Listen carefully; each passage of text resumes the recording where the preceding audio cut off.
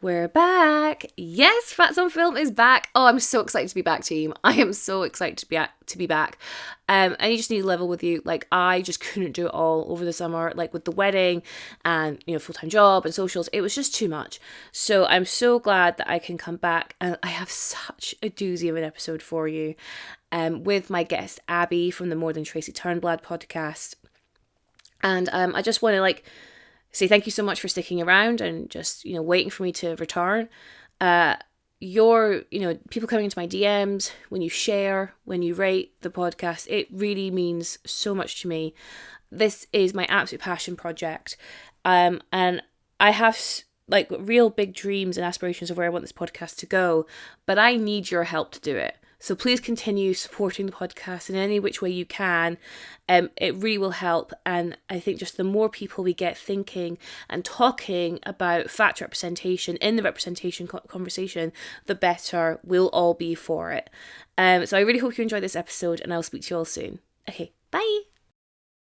Hello and welcome to the Fats on Film podcast. I am your host, Hannah Ogilvie, and this is the podcast where we discuss all things fact representation in film, TV, and wider media. This episode, I have one half of the More Than Tracy Turnblad podcast. It's Abby. Hello, Abby. Hello. How's it going? It's so good. I'm so excited to be here with you.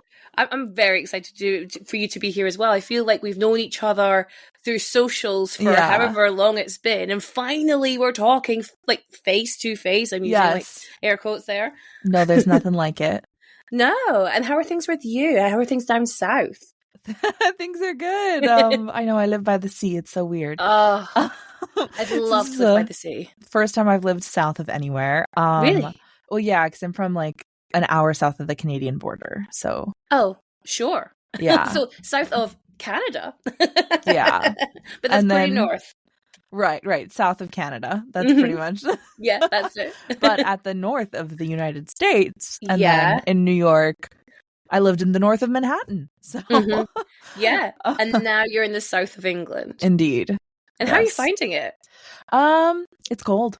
Yeah, it's it is. I can't believe that this is July. I've had my fleece on today, Abby. It's that cold. That hurts me. No, genuinely. To be fair, that will hurt any Brit today. That sucks.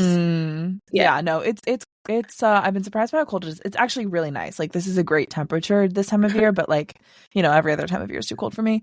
And I went to my first pub quiz last night, so that was a cultural experience. Love a pub quiz. Have you got any fun. Can you remember any interesting questions or answers? Well, they had oh my god, they had all the song lyrics where you have to finish the song lyric. And it was randomly so hard because it was all these songs that I know so well, but I just can't make out the lyrics that well. Sure.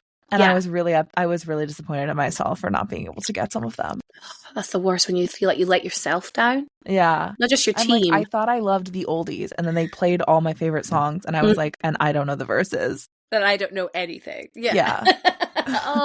One of them was Love Shack, which is my favorite song of all time. Sure. But it was the part where he's got the down to the Love Shack. The part after that, and it's behind so many other sounds. I was I don't fucking know what this man says at this point. Not a clue. Not a clue. I knew as soon as you said that, I know exactly the bit that you needed to the lyrics to, because no one knows the lyrics to that bit. Who knows the lyrics to that bit? Apparently someone, because we did not even come in close. So no, it's a really humbling experience when you do a pub quiz and you do badly. No, I thought it was going to be trivia, but it was different.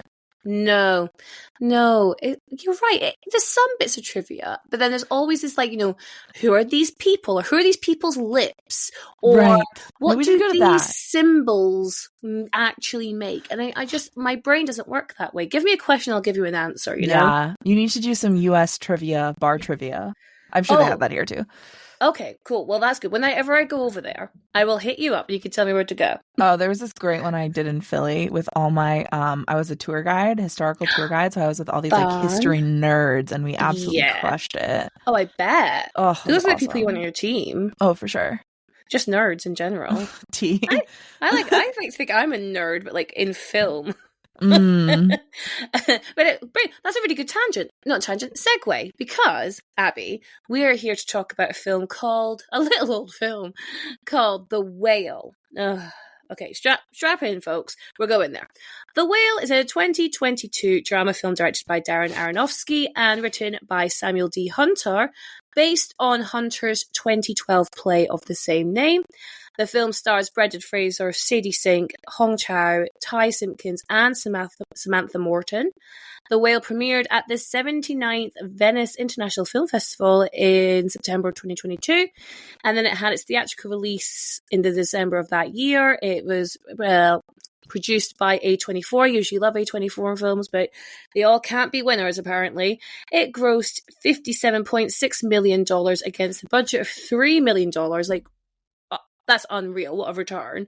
And then, if you didn't know, it had a lot of award recognition, but I'm just going to go for like the big hitter, which is the Oscars.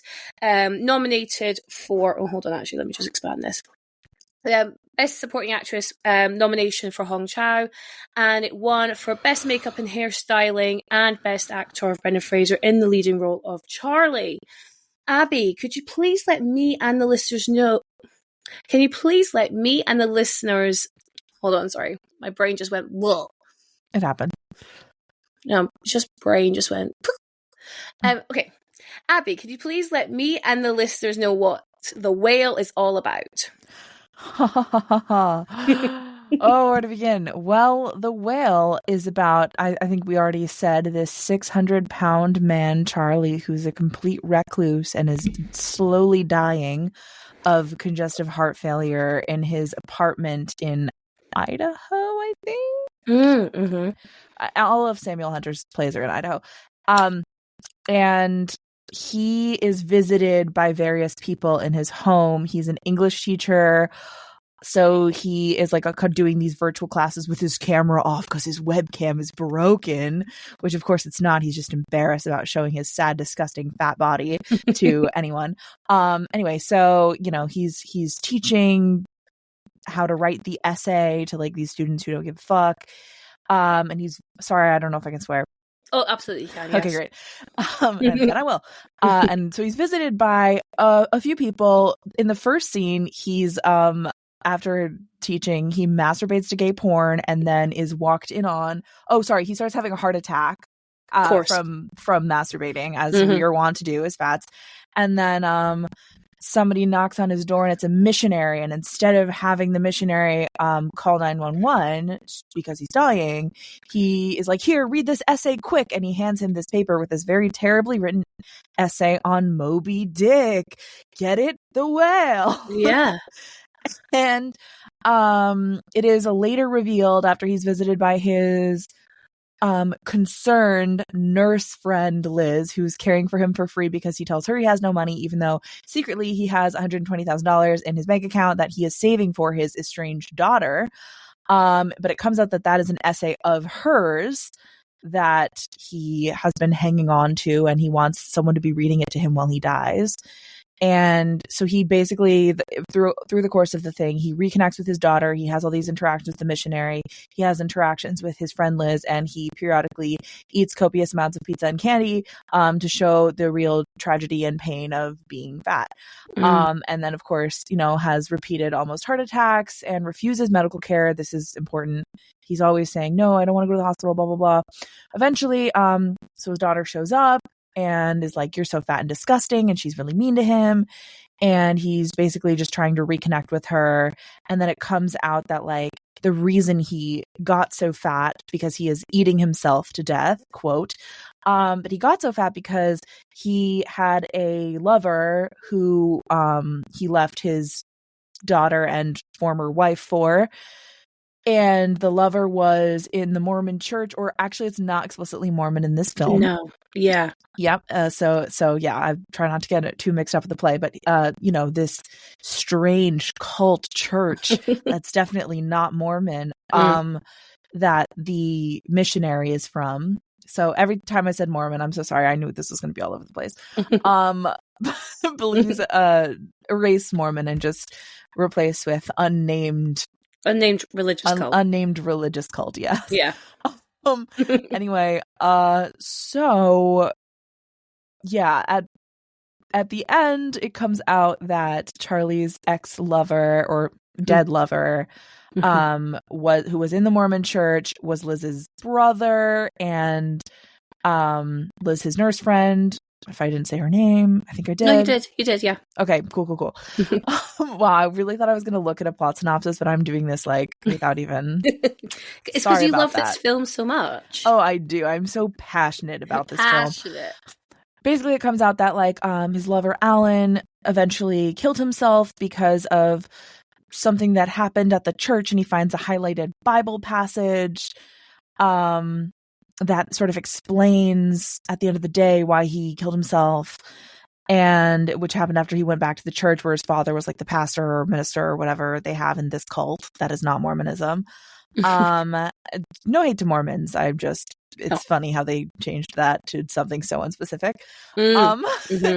Anyway, many severe binge eating episodes, quote later, and he's projectile vomiting, which was very hard for me. I have phobia of vomit. But basically, you know, his lover was so depressed about being gay that he killed himself and starved himself, and Charlie's so depressed about being gay that he ate himself to death. And also he's periodically visited by this pizza guy who is like concerned about his welfare because he never comes to the door in person. Yeah. He just leaves the pizza, he leaves the goods, and then he glimpses him through the window and is like, it's so gross. Anyway, and at the end of the play, at one point his ex-wife returns and they have this kind of like reckoning conversation about it. But at the very end of the play, he is of course dying after refusing medical care for the bazillionth time. The only medical care he accepts is like when his friend brings him a wheelchair and later oxygen. This movie is like heavily, there's a lot we can talk about the disability representation here, but anyway, at the end of the play, his daughter demands he walk across the room to her while she's reading him the essay, and he does it with much effort while obviously dying. And then at the end, he jumps off the ground because he's finally released from this hideous body, and then we see a whale. Turns out he was the whale all along, in case you didn't get that. Unless you didn't get that. Oh my god, wait. Oh. I'm putting on my whale ring. Oh, I've got a whale tattoo. Oh my god, I love. Where's my whale ring? I love a whale. Whales are so cool. Just kidding. I can't find it. You got us all excited. Rip. Oh, here it is. Okay, my whale ring I will wear for this. Whale tails. Please, I just got it. Please. There's positive representation of whales here. Oh, there she is. Oh my god. Oh, yeah. Like it only fits on my pinky, of course, because I am in fact too fat for it to fit on any of my other fingers. That's great. I love that. Classic. No, I mean, like, the thing is, this is, you know, it's so obvious that this film comes from a play, right? And in terms of how it's structured, how it's been filmed, how the characters all interact with each other. We only ever have like at least two characters or maximum of two characters on stage at one time. But okay, before we get into it, like why we hate this film. Spoiler alert: we hate this film. Or hate it. Hate the source. Synopsis. I know, because you'll tell. Surprise! My passion was hate. I mean, you know what? Sometimes, you know, hating is something worth doing, and this is one of those examples. I had never seen this film before until I watched it for this podcast. Obviously, I knew of it. I've had my friends ask me my opinion on The Whale, and I always said, "Oh, I didn't watch it." I now can finally say I have watched it, but you know, before I even saw the film, before seeing the trailer and just hearing what people were kind of saying afterwards, without even hearing any spoilers, there was no way that this film ends without Charlie dying. You know what I mean? Like I knew as soon as I saw what this kind of film was going to be. I was like, this man dies at the end of this. This man dies. Great, fantastic. That's all I want to see. But then actually seeing how they kill him was one of the most barbaric things. You know, you mentioned there about we could get into the disabled thing. The ableness of it all. Like, I mean, I don't know whether this is just me unable to read the subtext, but like the constant arguing with the characters of whether or not Ellie, his daughter, played by Sadie Sink, is a good person. I'm like, she is genuinely one of the worst film characters I've ever seen in my life. Like, she's evil. No, she's horrible. Evil. We can get into some of the things she does. We absolutely can. And I was just like, I get she's very angry because this man abandoned her as a child. Sure. Because he was gay. Yeah. And I think her mom like made sure they had no contact, but I guess she blamed him for abandoning her, even though if my dad was gay, I would probably not want him to stay in a sham marriage to my mom. I don't know, I just have a bit of empathy. And but that is, you know what, that is such a good place to start. This film is lacking in any sort of empathy or sympathy. And yet, how is this film marketed? As like a vehicle for empathy and this sort of catharsis for people to be like, wow, I'm such a good person because I didn't immediately mock or I didn't mock him the whole time. I also like considered maybe he is sad once. Maybe. I'm such a good person. But let's not forget the way that they try to make him or try to get the audience to empathize with him is to watch this large man wank while watching gay porn and almost have a heart attack. So, I mean, I don't know. I'm not a screenwriter. I'm not a director. But if I was trying to, engage in some empathy with my audience, that's not my first. That would not be my first. To the character. It's insane that's one the moment. That one moment I could break down for like probably an hour, but I did read an interview where Samuel D. Hunter was asked about that, and I can't remember if this was play era or movie era. Sure. Because when we did an episode on my podcast about the play before the movie came out, and so we had read a bunch of old articles from when the play first came out that he was sort of saying things about the play, and in the play in one of these interviews he references that scene as people are dehumanized when they're this fat. Like, this showing him masturbating was showing him doing something very human. And that was part of giving him humanity at the beginning. No, that's not the function in the play, actually. It's not. It's literally, it's to dehumanize him so that you are disgusted. It is showing him. And also, like, how do we think of masturbation culturally? And, like, yes, there's probably, that's probably not great how we think of it culturally, but we think of it as something like disgusting, sad incels do in their mom's basement because they can't get laid.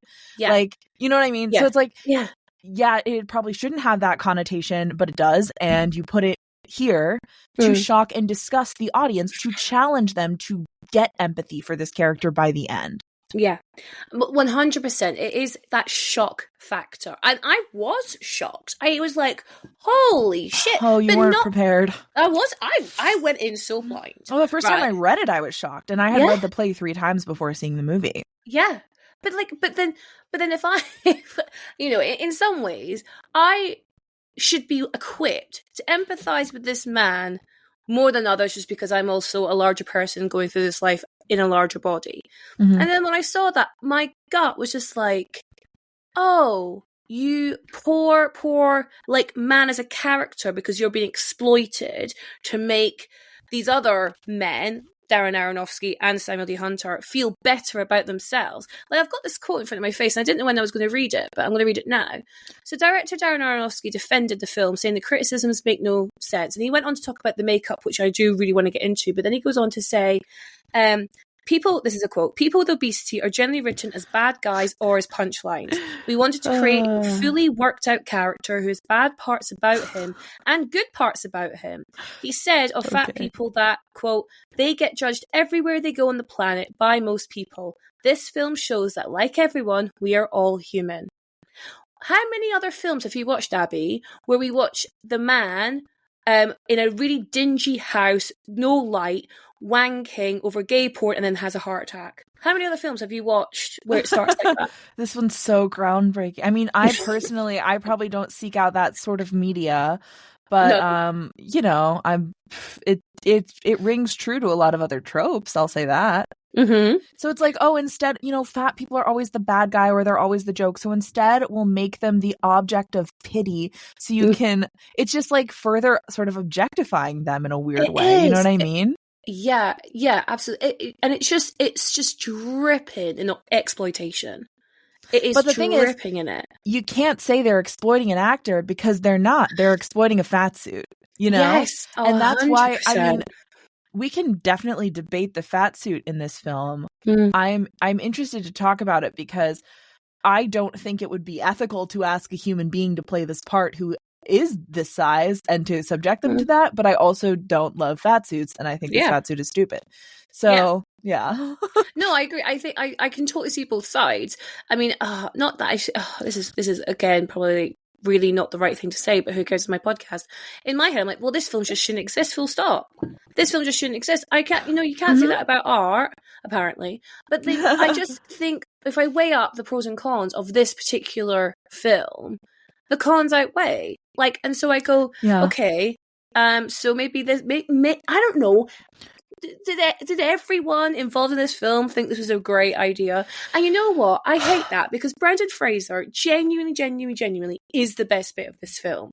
He tries his fucking best, and you can see it. You can see he's trying his best. He's acting through all that prosthetic. He really is trying to humanize the real shit show he's been given, and credit where credit's due. But then at the same time, every bit of work that Brendan does to humanize Charlie, then the actual character of Charlie himself, the decision not to tell Liz that he's actually got 120 grand in the bank. He's exploiting his friend Liz and her empathy and sympathy for him and her grief because she's lost her brother. Even though he could have been paying her this entire time, he could have gone and got help for his congestive heart failure, but he's martyring himself to make himself, what is that quote? I need to know I've done one good thing in my life. Oh my God, are you serious? You think dying is going to be the one good thing in your life? Well, but I feel like that's he's kind of the ultimate fat person in that way. Okay, tell me. Okay, because I feel like he is sort of the ultimate good fatty. In the way of okay, he's not, because he clearly has an eating disorder and that, blah, blah, blah, which by the way is different in the play, and we can talk about that. Oh, okay, that's interesting. Well, the binge eating is not as intense or as explicit or in fact is not on screen at all. It is not there to invoke your disgust. I think all he eats in the play is he gets the chicken and then the lights go down and it's implied he's going to eat it. And then there's a scene where he eats 2 meatball subs. And then there's a scene where he makes himself a sandwich, and that's all he eats in the play. It is not explicit that he has an eating disorder. It is only stated that he is eating himself to death. And we actually don't see him. We don't see how much of the chicken he eats. But anyway, I think Charlie is sort of the ultimate. I think fat people are often asked to be very self-sacrificing and to not advocate for themselves and to apologize. And of course, he apologizes every moment. He apologizes for his blood pressure. He apologizes for existing, blah, blah, blah, blah, blah. And I think fat people are very much expected to sort of perform that in a lot of ways. And, just the self-sacrificing thing, you can see this in the supporting character best friend trope of our job is to support thin people who are the main characters because we obviously could never do anything real with our lives. It's sort of that. And I feel funny lumping myself in with Charlie because I weigh probably half of what he does. But the truth is movies like this cause people to stigmatize anyone they see as too fat. Please. It trickles down. And I think that a lot of people, when I complained about this when it came out online, they were sort of oh, well, 600 pounds that's just too far. But it's extreme. It's okay if you're, you know what I mean? It's I'm all for fat acceptance, but 600 pounds is too far. And it's no, because then there is something to be feared about getting fatter, and that trickles down. And that is that causes so much harm to so many people. And I know I'm not here to litigate whether it's healthy to be 600 pounds. No. I don't care. But I think to say, oh, it's okay to portray it when it's this level. It's where is the level though? Because that level can change. Where are you marking that out? So I just, I guess I want to talk about that because I'm so fucking tired of people saying, well, it doesn't have anything to do with you, even though he's the closest person to my size I see on screen, whatever. Where it's these are the tropes that I, having done acting, and right now I'm only doing voice acting, but I do hope to go back to on screen, on stage acting in the future. I have been expected to play out this trope as a performer. Yeah, so it's like, absolutely. It's not that it doesn't, you know what I mean? And you can't, you're absolved because you're not 600 pounds. No. But the thing is, if you put any upper limit on who we allow to have respect and humanity, then that upper limit will just get lower and lower and lower and lower. You know, we know that that's how the world works. So, you know, when people say, fact acceptance is, let's use our favorite trope, glamorizing obesity. Okay, first of all, we all know it's not. I hope all the listeners do understand that. But like at the same time, it's just about basic respect and human decency. And going back to what you were saying about the whole self-sacrificing thing that Charlie really, really embeds himself in, you're absolutely right, because I was actually quite surprised when the kind of twist, because I assumed he didn't want medical care because he didn't want to leave the house, and because he thought he wouldn't be able to get down the stairs, for example, and he wouldn't be able to, get in an ambulance because of his size. Or because if he did get medical care, they would be mean and stigmatizing and horrible to him, as they are to fat people often. And this movie never mentions it one freaking time. Yes, that's what I was shocked by. I thought that's what the point they were making. And when it turned out it's because he was trying to save every dime he was making for his estranged daughter, I went, oh, that wasn't where I thought that was going at all, because of course if they did do what we thought it was going to do, that would mean that they would have to bring forward the idea that fat people are stigmatized regardless of their size, regardless if they are 600 pounds or 300 pounds or 250, whatever it might be, because my God, if you ask any person on the street, they will give you another number for what they consider of what fat is. Okay, right. I think we can all be sat here and go, 600 pounds is on the upper scale, on the upper end of the spectrum of what we class as fatness. I hear that, but that doesn't mean that person shouldn't get medical care, should not be stigmatized for their size, because like you say, it is trickle down economics. It's going to come down and come down and come down until we get even more eating disorders. For me, like I'm probably about half, maybe a little bit more than half of Charlie's weight, but my big thing of representation here was the binge eating disorder, because that's something I have suffered with, and I was really quite disgusted to see that that his binge eating was painted as him eating himself to death. So I was like, it's painted as a conscious choice. So yeah. I think they want to have their cake and eat it too with the binge eating, because in the play it's very clear. The stage direction for him eating the sandwiches, I remember this even though I haven't read the play since we recorded that episode over a year ago, is methodically. He's methodically eating. Yeah, he's like doing this on purpose. It is calculated. In the film, he's showing all the trappings of like the sort of out of control binge eating disorder narrative. Yes. But at the same time, he's saying he's doing it on purpose. So it's like, which is it? Because they're trying to sort of literally have their cake and eat it too. No, I love it. So sorry to say that. No. Do never apologize for that. But that's exactly it.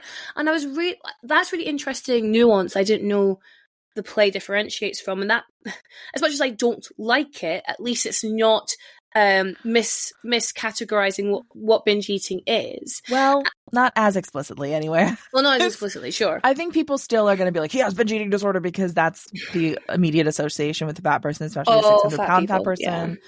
Who doesn't have any medical conditions that we could establish to excuse them and make them okay. Like, oh my God, don't get me started. No, I have unfortunately suffered. I think I'm like 2 years into recovery now, which is amazing. I never thought I'd get here, if I'm honest. But yeah, I think it's interesting, right? Because as someone who has had to do a lot of work to untangle my internalized fat phobia, and that obviously linked into my binge eating disorder, because I was convinced that if I didn't have binge eating disorder then I would be thin, so that's the problem, the binge eating. And that wasn't the case at all, because I eat what's the word, undisorderedly. Typically, I don't know if there is a word. I don't know what the word is. Normally, I guess. Normally, I guess. Typically, I don't know. And I haven't lost. Well, to be fair, I don't weigh myself, but like my clothing still fits the way it did before then. So I'm like, it's nothing to do with that, right? And if someone turned around and said to me that I was, you're like Charlie in the Whale, you're just eating yourself to death, I'd be like, oh, buddy, that is not the categorization of that mental health, the mental health issue. It really, really isn't. I think to have. Oh, so sorry. Continue. No, please just go. I was going to say, I think what I was going to say earlier, and I've lost my train of thought. You remember. I think to have empathy for fat people have to believe that their fatness is a form of self-harm or mental illness. Yes. And I think there's also this huge narrative lately that I've been seeing of weight loss as being self-care or the result of self-care inherently. Absolutely. Which is absolutely not true. I have certainly lost weight as self-harm many times. Oh my God, please, babe. And yeah, so I think that it's like the idea that it's like, oh, he's eating himself to death. It's self-harm. It's a mental illness. And that's what makes it okay. Because it's like they have to have some reason, some excuse, something that's actually out of his control to not make him a bad person. But actually, in this case, you're assigning that to him binge eating disorder wise because he is deliberately doing it. Yeah. No, I think you're right, because you're totally right. We know we're living in a time of, it feels worse than it did like 5 years ago, where people are losing weight. And you hear that lot going like, I'm putting myself first now. I realized I wasn't, and now I am, and now I've lost like 50 pounds. And I'm like, okay, cool. Like, you know what I mean? Like, good for you for doing whatever you wanted to do and whatever you wanted to achieve. But the idea that you weren't looking after yourself, which is why you were larger, means that you believe everyone who is larger, it does not look after themselves. Yeah. And I know it sounds simplistic and like a big extrapolation, but it's not. That's how people think. That is not. Literally, people's brains are so black and white. No, literally. And that's how I interpret it. Like, that's what you were saying. That is what you were saying. And therefore, self-care is whatever you have to do to get thin. And that is so dangerous. Absolutely it is. Absolutely. And like, and what you were saying, how, going back to that black and white thinking. So then we go, well, then fat people must have something mentally wrong with them. But we never, I know physical and mental health are the same thing. But for like a lot of the population, they would never think something was physically wrong with a fat person. They would go, it must be mentally wrong. And therefore, if it's mentally wrong, then you have a larger responsibility to fix your brain. But of course, if it was physical, I don't know, say a hormone imbalance, or I don't know, some kind of digestion issue, we could go to a doctor for that. But we never talk about that. We never talk about that. He doesn't go to doctors. He's killing himself because he hates himself because he's fat and gay. Which, by the way, we can talk about the homophobia about this as well. Is Samuel D. Hunter not gay? He is, yeah. Okay. All right, sure. Okay. I get it. Like, we're talking about a little bit internalized issues here, but yeah. And I don't think I should be the one to talk about this because I grew up in the most like accepting progressive community possible. Perfect. Like, I don't know what it's like to be in the Mormon community of Idaho, so I'm sure that self-hatred's very real, but to portray it in this way. Yeah, it's vicious. Feels a little weird. Vicious. So let's go. So we kind of mentioned how Charlie's body is definitely it is explicitly a result of this trauma and grief and self-hatredness, self-hatred.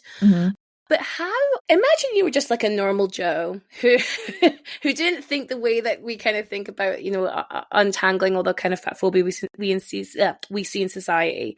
How do you think an average Joe is meant to read Charlie in this film? I guess as a pitiable, not a victim, but a victim of his own circumstance and his own mental illness, maybe.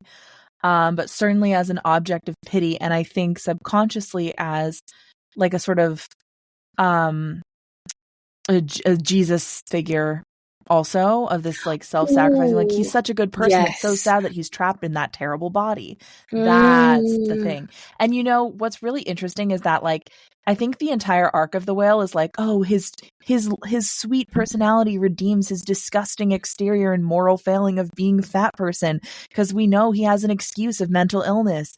I think like that's sort of the conversation that's happening if you go into the whale from like a fatphobic perspective.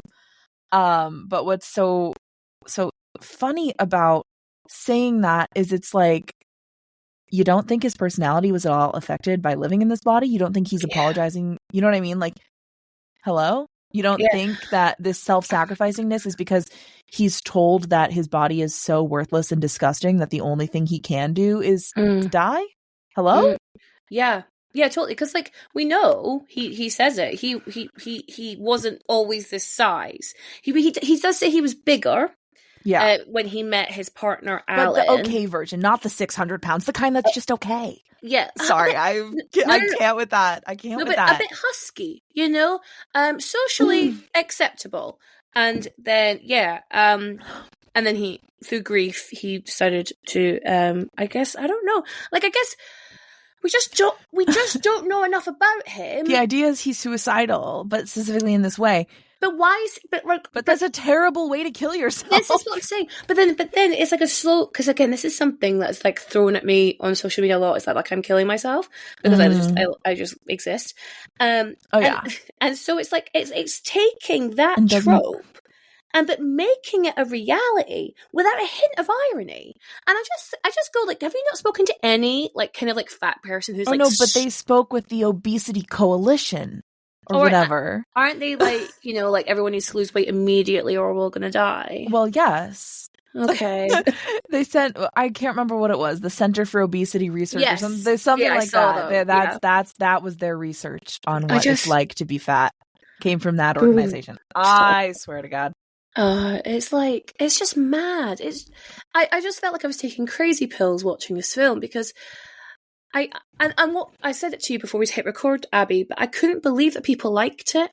Yeah. I was actually really quite hurt by. I mean, obviously, like, it's your opinion, you do what you want, but I don't know how anyone watches this film and isn't like disgusted at the lack of empathy or humanity on display. Especially when and the thing is, this is what was wild, is that like Brendan Fraser's weight in this. People are that way. These people exist. And you've just mocked them for 2 hours. Well, you know why people like it. It's because the only other representation they've seen is My 600-Pound Life. So this is existing in contrast to that. There is no conversation about this I've ever had where someone didn't bring up My fucking 600-Pound Life. Yeah, I've never seen it. Like, me either. No. I mean, I've seen clips of it on TikTok because it just comes up, right?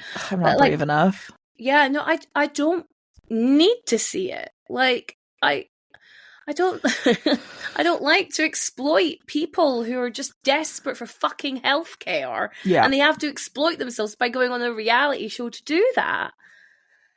And they're just mocked and made fun of, and then it goes on TikTok where they're like mocked and made fun of for the rest of time because the internet exists forever, right? And I just think how fucking sad a world we live in. And then we have this piece of shit film who's like, all holier than thou. I wrote in my Letterboxd review, this is the film version of someone coming into my comments and saying eat a salad. Like, it is that. It's written and produced and directed by those sorts of people who view fat people as a problem that needs to be solved, and if they don't solve it, then they have to die. That's how this feels. It is a show about a fat person. Sorry, I'm still in Playland. Oh my God, my theater degree just showed its ass. I thought you were talking about Play. Yeah. No. It's a film and a play. About fat people by and for thin people. Yes. Okay. Yeah. Yeah. It is very clearly for a thin audience, challenging them to have empathy for a fat person. It is very clearly for a thin audience, sending the message basically that it's like, oh, fat people it's so hard actually, and only you can save them. Like, that's kind of that's sort of what I felt the call to action of this film was. Oh my God. Yeah. Yeah, that actually makes sense. That really does track. It's not for fat people. Like, which is so fascinating. I actually just wrote a term paper about this. How all this media about fat people, and I was specifically focusing on fat jokes and comedy theory in the paper, but it is written with a thin audience in mind.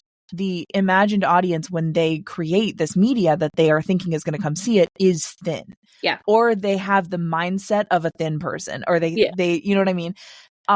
So I think this is also a really great example of that, because it's like, when you see this fat person as this disgusting spectacle, it's automatically assuming that the people can't relate to you, because otherwise they won't really be able to pity you if they are having that same experience and living in that same body.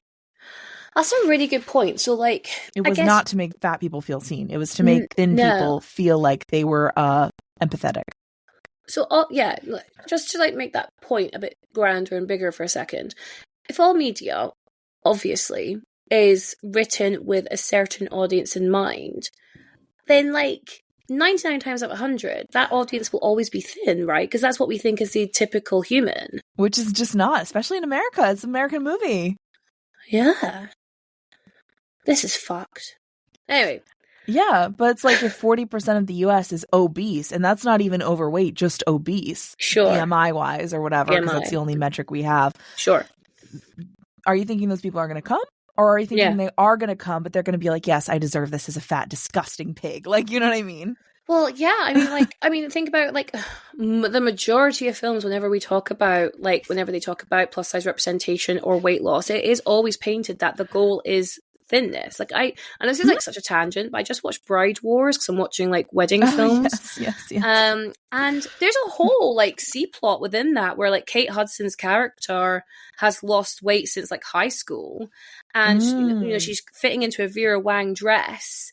And I think like Anne Hathaway might have said something like, "Oh, like you got to like watch your figure to fit in that dress because it's so small." And the bridal consultant says, you don't alter Vera Wang to fit you. You alter yourself to fit Vera Wang." Yeah. And then proceeds like a plot of like Anne Hathaway just like constantly feeding her chocolates to make her gain weight. And it's like, if that you're like not every piece of media makes that such an explicit point, but I was watching that going, I mean, how many teenage girls watched that and just took it in, internalized it? Yeah, because that's always what the rhetoric is. There's never a rhetoric of you're just like you're just good the way you are. There's never that rhetoric, and I just think there is, but very rarely. Mm-hmm. And I just think like then you see this, which is like the most extreme version of that. And this was made last year, right? Last year, 2022, was it? Was that 2 years ago? 2 years ago. 2 years ago this was made. Bride Wars was made in 2008 or something. Like, how have we not moved on? The original play was, I think, 2012 or 2011. Yeah, I did read that. I had read that this film was like in production hell for ages. Yes, it was. It was. And what's so interesting is that I don't think this is too mean to put on a podcast. I don't think it's a well-written play.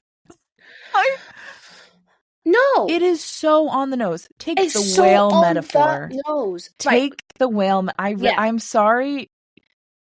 I feel silly saying this because I have been in theater and been in kind of like, I used to work at the theater that like produced a bunch of his plays and stuff. So I've kind of brushed up against him, you know what I mean? Like, oh wow, yeah. And I feel so weird saying this and being such a bitch, but I'm sorry. His later plays are so much better than this, and of course, this is the one they've chosen to turn into a movie because it's the one that's like the pity, empathy, Oscar fatsuit, whatever. Absolutely.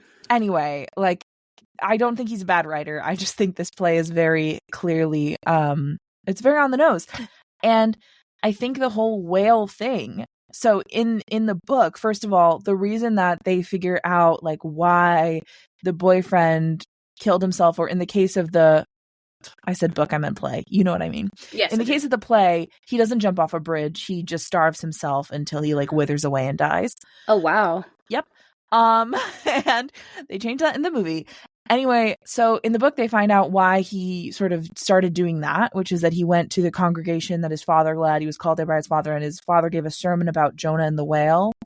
And then the missionary is like, oh, don't you get it? Like, Jonah heard the call of God, and that's why he heard the call of God, and that's why he let himself waste away. I guess the call of God is like come home to heaven, maybe, or the call of God is stop being gay, or whatever. I don't know.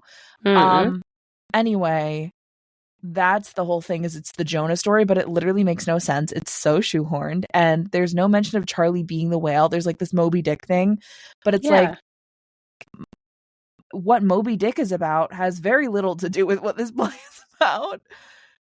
Moby Dick is like searching for this impossible thing. Like that's kind of the whole metaphor. Is it's like the white whale. The white whale. But if he is the white whale, who's searching for? Like, it doesn't make sense. It doesn't make sense. They just wanted a parallel so they could call it the whale without making it a fucking mean joke. But it is. But I don't know anyone who'd never interpreted it the other way. Like, yeah. I mean, I again, going into this blind, I did not know you had that whole, the whole Moby Dick thing happening really randomly. And I didn't get it. I didn't get the essay thing. Yeah. And I don't know whether I'm just being a little bit slow, but I was just like, you kind of mentioned it in your synopsis, you're like, this really shit essay. And I'm like, it's the only piece he has of her is the idea, I think. Yeah. Is that, because like in his mind, she's still like an 8th grader. Right. Because he loves her so unconditionally, even though she's the worst person who's ever lived. I cannot get over how bad that character is. Like, but again, I don't know what the film wants us to think either. That's, again, I think this is where I keep getting confused with the film, because not that I need everything spoon-fed to me, but it's constantly contradicting itself. It's constantly being hypocritical. So, for example, like with Sadie Sink's character, she is truly a heinous human being, and like photographs Ty Simpkins' missionary getting high and posted online, but then it's like online, but then she's actually good because he got sent home to his family. And it's like, and I was like, well, clearly that's not what she intended, because she's a dickhead. And it's not what he wanted either. No, it's not what he wanted, because he's ran away, because he stole some money, whatever it was. And but then we're looking. But then I think, the film's trying to be like, Charlie just looks for the good in everybody. And I'm like, yeah, but the man is also dying. So what is the point you're making? What is the point you're making? I think, again, like going back to like knowing is this going to end up in his death, and I've seen that people think that this ending's ambiguous, and I'm like, what? I'm sorry, how? Tell me how. Can we talk about we don't see him ending? keel over? Please, just go for God. He becomes one with the whales, his people. He's gone home to the. I fucking can't. Okay, so I think the idea they're going for is that like whales are free in the ocean, and he now gets to be free in the ocean because he's free of his disgusting fat disabled body. Mm-hmm. Yay! That's a great thing. You know what fat people need to do to be free from stigma and oppression? Fucking die. Sorry, just totally blew out the mic. Fucking die. In case you needed that. Yeah. That's literally what the film is about. Yeah. And I can't understand how anyone involved in making this thought this was a good message. I know I'm coming from a place of relative enlightenment and blah, blah, blah. But I just think, like, how inhumane are you? Like, genuinely. Let's talk about how the other characters treat him then. So we spoke about Ellie, the daughter, and she's just the worst human being in the world. But what about Liz? How does Liz, who's our friend / carer, how does she treat Charlie? So she actually treats him much better in the film than in the play. Oh, yep. That's fascinating. She says in, I think this was cut from the film. In the play, she says to the missionary, "That fat, disgusting gay thing is the closest thing I have to a friend." She says that. We harped on that a lot on the podcast episode I did about the play. Yeah, that's in the script. So there's a lot more homophobia. There's a lot more genuine meanness coming from her. In the movie, in comparison, it's giving tough love. It's giving, I care about you and I want you to get better, so stop being fat. Like the concerned person, that's sort of often, I feel like that's sort of mostly the self-insert of this play, of the person that you, the audience, feel like you're her, being like, come on, Charlie, do something for yourself. Like, care about your health. Like, she's that well-meaning person. And I can see you're still shocked about the whole line. I have no words. I am speechless. Mm-hmm. I'm speechless about it. Like, I don't think I've ever watched a film which hates itself so much. Oh. You know what I mean? Yeah. In the guise, but that's the thing, it's in the guise of being holier than thou. And maybe that's what religion is. I'm not a religious person, but like maybe that's what that is, you know? Wow. You went in on religion. I did. So does this play theoretically, I guess. It's so weird because this play, I mean, it presents the argument of Charlie saying, I want to die. There's nothing for me on this earth in this body. Yeah.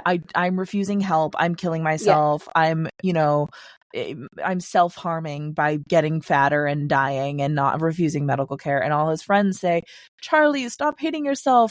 You could go to the hospital and buy insurance. And he's like, no, I'm going to die. I'm going to die. And then everyone's like, you're killing yourself. Why are you killing yourself? He's like, no, I'm going to die. And they're all like, what the fuck? And then finally at the end he dies and it's like, he was right all along. Yes, he should have been dead this whole time. Like, that's what it's giving, is like, the best thing he could do was die. No, absolutely. But then on that, so you're right. So Liz is like, please go to the hospital. Like, I really felt sorry for Liz. Like, she's already lost her brother. She clearly isn't close to her family because they're all involved in this cult thing going on. Like, this is like her only friend. Like, by the way, Hong Chow gives such a fantastic performance. No, like, she's great in this. Too. No, she's great but the acting is good in this. The acting is good in this. Like, Samantha Morton coming in and just fucking smashing at the park. So good. I was like, babe, you need to like let us breathe. But yeah, she's phenomenal in this.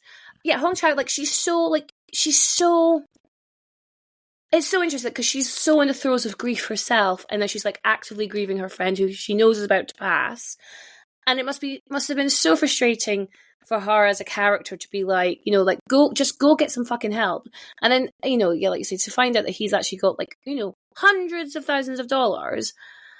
And then I noticed, because then the ex-wife says the same, like, Charlie, like, you sound awful, you need to go. Ty Simpkins, like, he wants to like get him an ambulance. You have all these people trying to help, but the only one who isn't is the daughter. Like, she is so actively like, she says tries something, to kill him. Yeah, she tries to. She blows weed smoke in his face when he's actively dying of like heart failure. She then drugs his sandwich so that he has sleeping pills. When again he's actively dying of heart failure. Yeah, she's trying to kill, and then nobody mentions it. No, but this is the thing, and that's why again, like, I'm going like, well, what am I meant to think of this girl? Like, am I meant to be thinking like, oh, like you mentioned earlier, like, oh, she's so butthurt that her father abandoned her when she was however old, and she's now like exacting her revenge.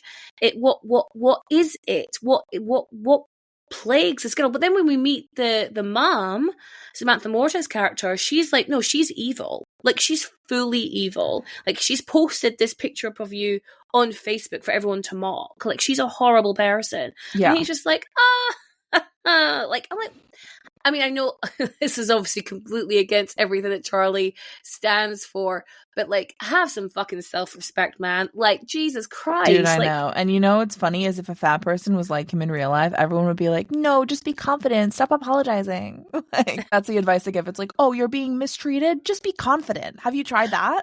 Like, are you having trouble dating? Have you tried loving yourself? Because clearly since you're fat, you don't. Like, people are only attracted if you even like yourself. So maybe you should work on that first before you start dating, and then they'll be attracted to you then. Meanwhile, maybe that's the way that they want you. I feel like that's okay. This tangent, whatever. I feel like oftentimes, if self-respect and self-care is so associated with losing weight, what are they telling you to do? Anyway. But because a lot of these people, they wouldn't love themselves being fat. They hate themselves when they gain a single pound. Like, so it's so hypocritical to say that. I hate it. Anyway. No, I fully agree with you. But yeah, Ellie like literally almost kills him several times, and he's so insistent on forgiving her. And she's not a realistic person. Like, I get that she's hurt and she's a teenager, but like, nobody's that awful. I hope not. But yeah, so you have that. So I guess you kind of have the contrast there. We've got Liz, who's like desperate for him to survive, going out of her way to, to help him. The wheelchair moment. I actually really like the wheelchair moment. I was like, yes, accessibility is important. Literally, yeah, please, that's fantastic. I love this. More of that. How did you feel though when Liz was providing the food? I don't understand what is up with that. I guess it's that, she's his enabler or what? Like, I don't like, if he can't leave to get his own food, Mm. She just keeps doing whatever he wants because she feels sorry for him, I guess. Yeah. That doesn't make sense. But then in this, he can get pizza, which in the play, he cannot. Oh, so, okay. Yeah. Oh, so or he does not, at least. There's no pizza in the play. Oh, yeah, I should mention that. There's no pizza. They added that. Yeah. There's no pizza. There's no vomiting. There's no crying while eating. Oh. You know what was really interesting is, like, there during the binge scenes, which were so gratuitous, right? Yeah. Like, and that you can never convince me that there was no other hope of emotion they were trying to convey, which is other than disgust. Oh, no. They yeah. wanted you to be disgusted like a horror movie. Yeah. It is the music, the camera angles. It's the erraticness yeah. of it. And I was thinking, like, oh my God, man, stop, like, please. And I was like, but that's what it wants me to think. Right. Because that's what the film thinks all fat people do behind closed doors, you know? Right. And I'm just like, funny. I'm falling into the trap. I'm falling into this fucking trap. Oh, it was so, like, it's disgusting from, like, again, it's like inhumane point of view. I was really saddened to see it, like, that they went there. And in some ways, maybe, you know, from a play point of view, maybe they couldn't, you know, for whatever reason, just due to the limitations of being on the stage. It's interesting how they didn't show that and then they include it in the film. Yeah. Yeah, no, they really drove it home. They drove it home. Did you get it? It's so boring. Because, you know, but in the play, it's so implied that you really have to, like, go there yourself, I feel, with the binge eating. That's just my personal feeling. But, yeah, it's just so totally written as a thin person's nightmare. And it's a thin person's imagination of what it must be like to be fat. That's a really good line. It's a thin person's nightmare. Oh, 100%. And I think a lot of media about fat people is a thin person's nightmare. And the ways that fat people are treated is that is a thin person's fears of what they would be treated like if they gained weight. And literally Samuel D. Hunter, I'm sure you know this, used to be fat or was a fat kid or chubbier kid or started gaining weight at one point because he was having problems with binge eating. And this IP, I guess, I'm not going to say movie or play because both, is his imagination of what it would have been like if he hadn't nipped that in the bud. Sure. Yeah. Yeah, that's completely sensible. Yeah. Yeah. Oh, like, my if it had Lord. gone this far, but no, Abby, if I'd have let it get this far. Oh, right. Yeah, because it's an active choice, right? It's if I had decided to eat myself to death. Yes. Oh, absolutely. Let's move on to Mary, who is the ex-wife. Again, it's the briefest of brief scenes with Mary. But I found their relationship really interesting. And, you know, like, there's obviously, like, she's so concerned for her, like, you know, ex-husband, father of her child. She begs him to go get help. And there's that really sweet moment where she hugs him. And I was like, this is going, doing a lot to, like, humanize this man that, you know, is that, you know, they're actively killing. You know, what are your thoughts on Mary and their relationship? I feel like Mary's the only person who treats him like a human being in the entire thing. I really liked how complex their relationship is. I mean, a lot of history there. I think something that's also really interesting is how ashamed Mary is of having raised Ellie to be the person that she is. I think that's really interesting, and I think, like, it's very fascinating to me, this type of relationship where it's like they're good friends. Turns out he's gay. He leaves. Yeah, she can't handle it. Understandably, if you're raised religious, you know, I guess. But yet they do have this shared history and, like, connection. And it was really beautifully portrayed. I really do. Do you remember how it is in the play? That is, I believe that scene is almost word for word from the play. Is it? Oh, I fair think play. so. Yeah. No, I thought it was one of, like, the, like, more pleasant scenes in the film. I think what you're saying about how she treats him like a human and not like a child, or not like, you know, someone who has some sort of autonomy. I mean, I don't think the film thinks he does, but I think she does. And what I find really interesting, actually, is kind of all the side characters, bar potentially the missionary. What's his name? What's the missionary called? Elder Thomas. Elder Thomas. Is he elder in this? I don't know. Oh God, I'm sorry. The play in it. It's all getting mixed up in my head. I'll get mixed up. We'll call him Thomas. Mormon missionary. The not Elder Thomas. I think Bar Thomas, but the other three, so Liz, Ellie, and Mary are all shown to have what some would consider to be unhealthy vices. So you have Liz smokes. Elder Thomas also smokes. Sorry, I don't know if he's elder again. No, good point. He does smoke in the end, doesn't he? Yeah, and he said he was addicted to it. Yes. Oh my God, yes, you've completely remembered. Also, Ellie's vice is being a cunt. Sorry. Yeah. And like trying to murder people. Her name is Sadie Sink. She's a sadist. Oh no, don't bring Sadie Sink into this. She was doing the best she could. She was doing the best she could, God bless her. With horrible material, by the way. Terrible. That's an incredibly one-dimensional character. No nuance to her whatsoever. 1000%. 1000%. Yep. And then Mary is an alcoholic. Or it's at least yes, I don't know if it's explicitly said, but it's definitely implicitly said. I think maybe Ellie says something around that, and then we obviously see Mary drinking. But all four of those characters are in, you know, slender body types. They would not be seen to, you know, they could kind of move through this world without anyone potentially judging their health status or whether that they deserve to live. But Charlie does not have that privilege.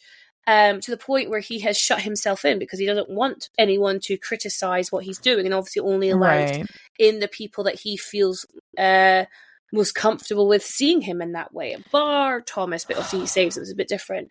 And I just thought it was really an interesting point that these other characters have these unhealthy vices, but it's not.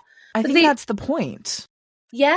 Is to say, oh, well, his vice is food. He's just like them. And we, you know what I mean? Like, I think that's why they're given these vices. I hope so. I hope it's intelligent. I think it is, but I also really have an issue with equating food addiction to the same thing as, say, alcoholism. I think that's really messed up. Well, it is. Because the things that alcohol can do to you, to your body, to your mental state, if you've seen someone really deep in the throes of addiction, you cannot compare food to that. I'm so sorry. Like, I really don't think you can. And I guess I haven't had binge eating disorder, I don't think. So I don't know. And I'm sure it feels very scary and out of control and all of these things. But it is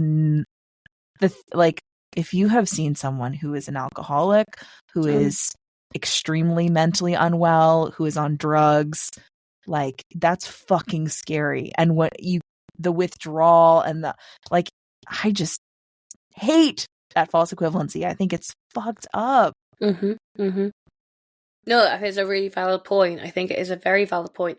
And obviously, like, the thing that most, whenever this argument is brought up is the fact that you can't not eat, you know? Like, you could argue that you can live your life without, you know, relapsing, and I appreciate that comes with a lot of privilege to say those words, but, you know, you don't have to depend on drugs to survive. You don't have to drink alcohol to survive. You don't have to smoke to survive, but you do need to eat. You can't quit it cold turkey. And also, who says what's too much? Well, that's also a difficult question, you know? But then according to, you know, the calorie intake guidelines, that there is a measurement of what is too much, even though, like, how each, you know, between me and you, Abby, how we burn through calories will be different because our body makeups are different. Right. But we never take that into account. But it's also like, I mean, it depends on who you ask, though, because to some people, no matter how much you eat, if you're fat, you need to be eating less than that. Oh, 1000%. The correct amount for you is the amount that makes you look the right way. Like, that's, yeah, you know, so I think it's a tricky thing to define. But yeah, that is a fair point. Like, there are, you know, these metrics that are determined or whatever. Although really interesting how they're determined, by the way. There's a great maintenance phase episode on that. I know exactly the episode you're talking about. I love that podcast so much. Yes. But yeah, I do object to that a little bit. And I think it's often used as a way to get people to sort of assign more humanity to fat people, but it just becomes all fat people have binge eating disorder. Absolutely. And it comes back to what we were saying at the beginning, which is like all fatness is a resultant of mental health issues or personal choice or personal responsibility. And if you healed that trauma, the fatness would magically go away. It would melt Never mind off. how biology works. How bodies work. Yeah, sure. Forget that bit. Forget how biology works. And then our last character, I would say main character we should discuss, is Thomas. So we mentioned he's the missionary who bursts into Charlie's house as he is having a heart attack after wanking. And he comes back because obviously he sees Charlie is not doing too well, and maybe his what's the word? He's like one person I can save. One person I can save. That's it. Like his cobbling to kind of resolve, I guess, his own sin against whatever religion he follows by bringing, saving a soul, because he. It's very when he kind of has his like last hurrah with Charlie after trying to talk to Charlie a few times about his religion, bearing in mind Charlie and Liz both believe this specific religion is what killed Alan, his late partner. But eventually he's like, let me give me one more try. And he says, "Oh, I want to save you." And I think Charlie says something like, "I'm not going to the hospital." And he's like, "Oh no, not like your body, your soul." Yes. Isn't that wild? There's a very interesting thing this movie does where it's very into separating the body from the soul, which is why the end is him being set free from the body as a whale or whatever. I'm not saying he's literally reincarnated as a whale, but like that's the implication, is that like, oh, his beautiful soul versus his disgusting body. Yes, that's a really good point. It's like a dichotomy that it recurs again and again. And what's so interesting about this is when I think of like the idea of fat people watching it, it echoes so much of the like weight loss rhetoric we're fed, where it's like inside you there's a skinny person dying to come out, or like the true you is the thin you, or whatever.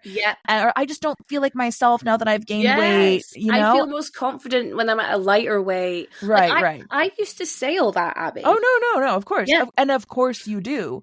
Because that's what you're told. That's what I'm told. Of course you're told that like it's a helpful narrative, I think, for some fat people to be like, well, inside I am a beautiful soul, but my body is this like is the bad part. And I definitely have caught myself falling into that many, many times, where it's like I feel like, oh, I really love myself as a human being. I think I'm smart. I think I'm interesting. I think I'm funny. Like I think I'm cool.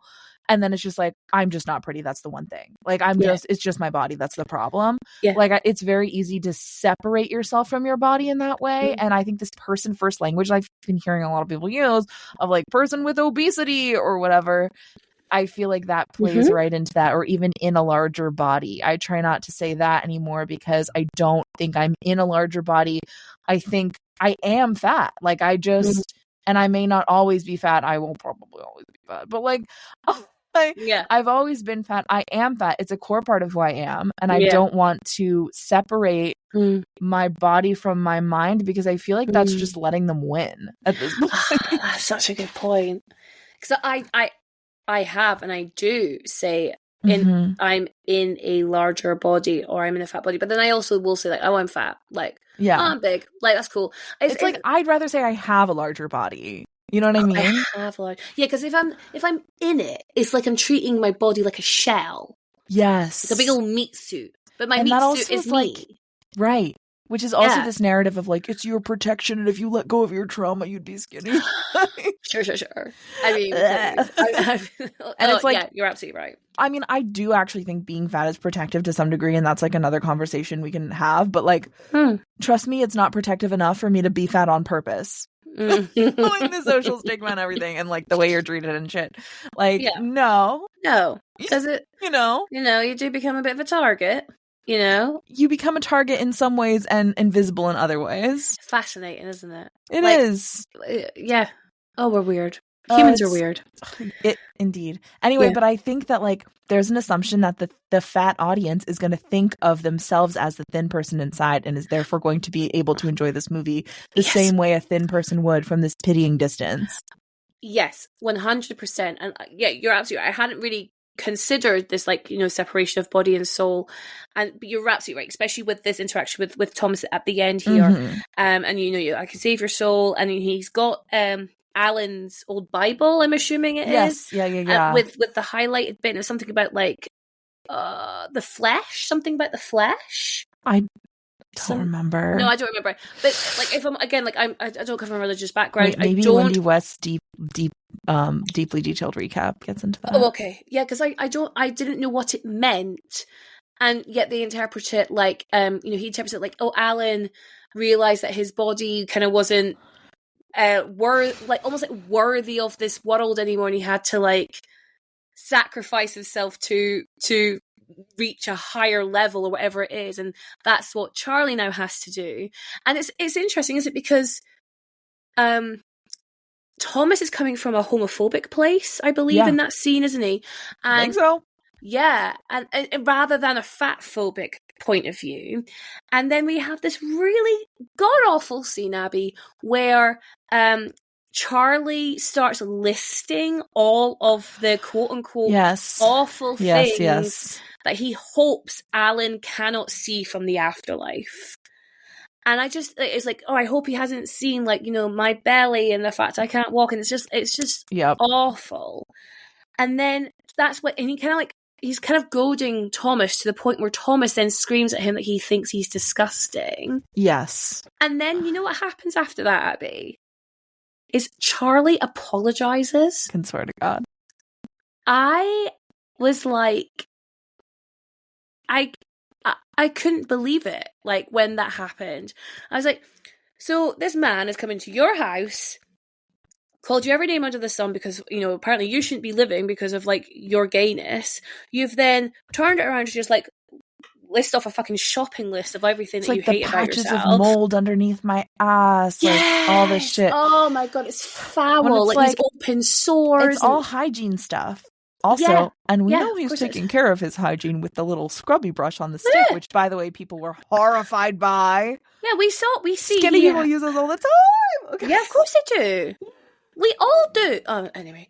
But again, it leads into those fat tropes of course, like, fat people are, you know, smelly, they don't look after their personal hygiene, they're inept, it, like, falls into those tropes. Don't care about themselves. It's a lack of self-care. Yeah. So then when Thomas finally kind of relents and, you know, does say what he truly thinks of Charlie by calling him disgusting, Charlie then apologizes for even, like, goading him to that point. I was shocked. I'm so sorry for telling you about all the disgusting things about my body so you would not be such a jerk.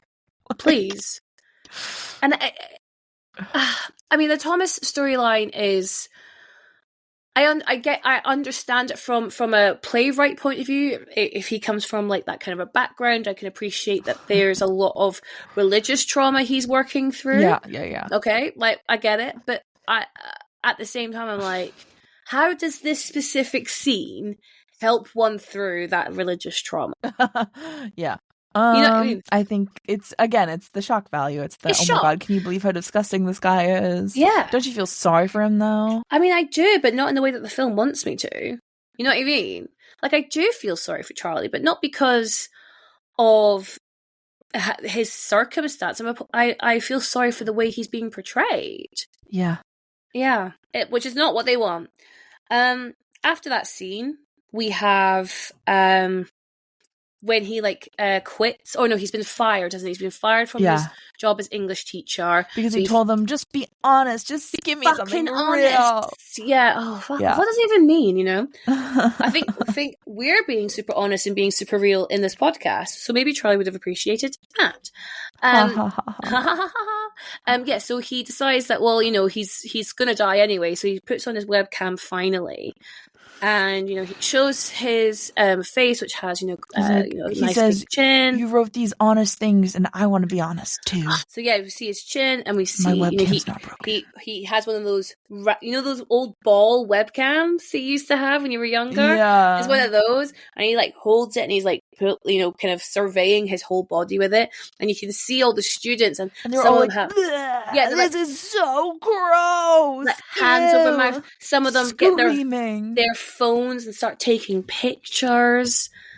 I'm sorry, have you never seen a fat person before? No. Like, The answer because is the no. tea is like having like unlearned a lot of fat phobia, blah blah blah. I'm like, I look at a lot of fat people because I seek them out on social media and shit. Please. He just looks like a fat guy to me. He's like on the biggest end of fat, but but he just looks like a fat man, and everyone's having these like, oh my god, I can't believe it's like tons of people look like that. You live in America. Yeah. On that, I think it's actually really positive that this man has a job. You know what I mean? Like I was like, in another film, he would be like on like disability. He would be on benefits. No, he has a job because his inside is so pure and beautiful and smart. He doesn't need it's to just his outside that's fucked and terrible and disgusting. Yeah, exactly. Like, it doesn't stop him from doing the work because his work is all in the mind, right? Yeah, and I'm just like, but then I also wrote, it's actually like really good for like accessibility. The fact that this is like an online course, and it means that people from around the world could teach and have a job. I was like, I'm pro remote work. I was like, this is really good. And then obviously all went downhill after that. But I was like, oh, this is good. This is good representation, because this is like, you know, obviously meant to take place pre-COVID. But yeah, I think like, we have that. And then the other character we have is the pizza delivery man. It feels like almost like every day, I think Charlie must order pizza. And, you know, they have this thing where like, oh, leave it on like the porch table, the money's in the mailbox. And like, it's like a drug deal, Lindy West says. It's absolutely right. It's very like cloak and dagger. It's, you know, I don't want to see you, you don't see me. And then, but this pizza delivery man is getting a bit more chatty every time, right? We're like, you know, is everything all right? Like, you know, I don't know what his name was. Like, oh, I'm Steve, and he's like, oh, I'm Charlie. Like, you know, no problem. Dan? Like, could sure, like some random name, isn't it? Dan or Max. Yeah. Dan, I think. But then he would always walk off. You see him kind of walk off by the kitchen window, and then that's when Charlie would go get the pizzas. And it's like the final time. It must be on like the Thursday, because we get each day coming up like we're in fucking 7. And it says we are in 7. We're in gluttony. Yes. Oh, I've spoken about that at length. So he finally goes to get the pizza, but pizza delivery man Dan, let's call him that, he's waiting to see this. And I'm going to say a word, but please, no listeners, this is what the film wants you to take away from the scene, is Dan wants to see the monster in the house. It is like it was like a child, you know, knocking on the door to see like the creepy weird neighbor. It gave that kind of a vibe, you know, someone to mock, someone to gawk at. And of course, when Charlie sees that he's been perceived, Dan looks in shock horror and then runs away. It's almost like he should never have seen this monster. So it's an affront to the eyes. It was like an affront to the eyes, and that's what leads to like the most extreme binge scene of the film. And the one with the vomiting and the crying. Vomiting and crying, sure, yeah, and it's like down. Oh my lord. Yeah, it's really upsetting in a lot of ways, and I think the film doesn't appreciate the amount of nuance it could have had with that scene. You know, I said like, oh, like, you know, he's been perceived, which is something a lot of fat people really struggle with. We know we mentioned there about how, like, you know, fatness can make you invisible while also making you a target.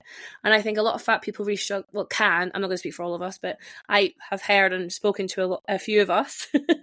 And I understand that this idea of being perceived is something that's really scary, because if you're perceived, then you can be seen as a target, a target of ridicule. You want to lay under the radar. And we see, as soon as the students perceive him, they're taking the pictures to post online and say, oh my god, can you believe how fat this guy is? Exactly. It's like, because that's the first fat person you've ever seen. Like, literally. But the film never makes that grander connection to the fat experience. It just goes, he thinks he's a monster. He thinks that this guy thought he was a monster. He's going to eat himself because he's so upset by that. It's like, no, it's so much. It could have been so much deeper and layered than that. but that would mean exploring the fat experience more than just the most surface level inhumane way that they've decided to stay on for this film. And that was a wasted opportunity, in my humble opinion. Yeah.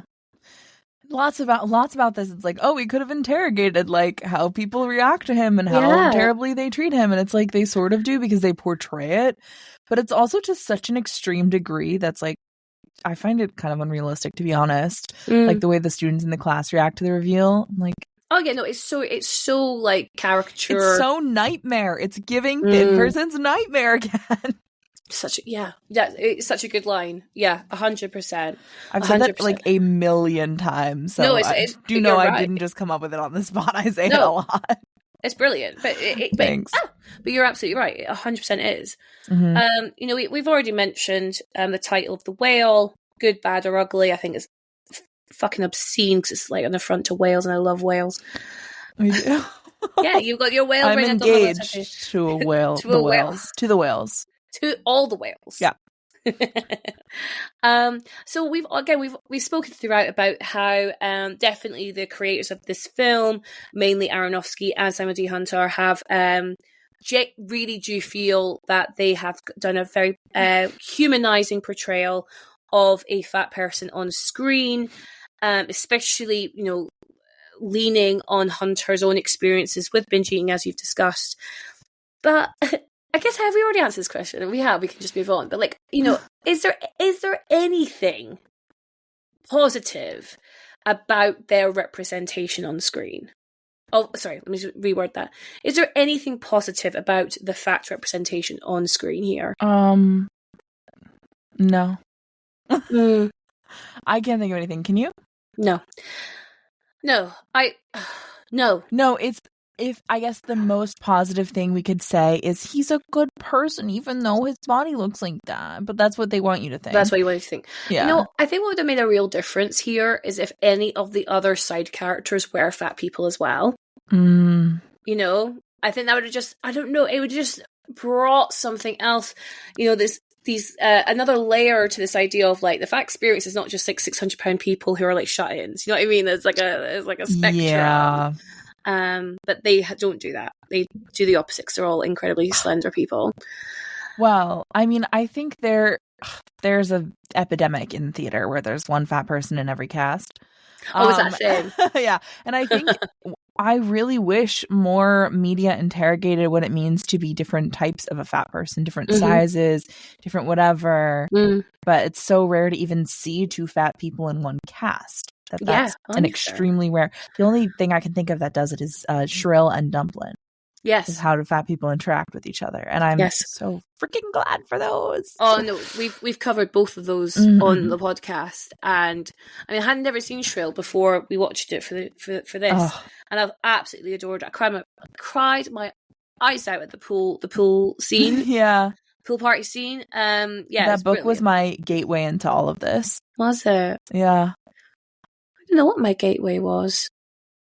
I listened to an episode of This American Life one day where Lindy West was being interviewed.